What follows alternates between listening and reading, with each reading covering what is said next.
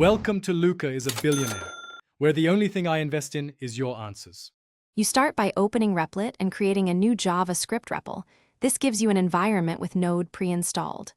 Once created, the File Explorer and Console appear. Use index JS as your entry. Make sure to name the project so you can find it later. Now paste or type a simple console.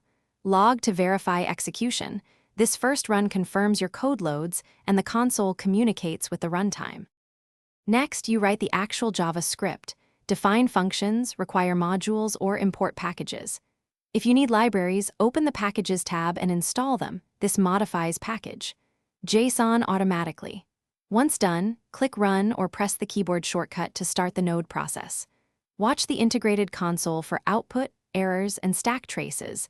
This is how you iterate quickly and understand why something broke or succeeded.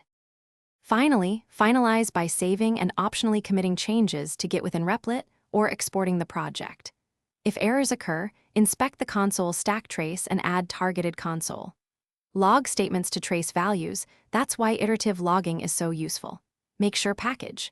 JSON lists needed dependencies and reinstall any missing packages. If the Run button fails, restart the REPL or open the shell to run node index JS manually to see raw error output. Thanks for watching and please subscribe. It's the best investment you'll ever make.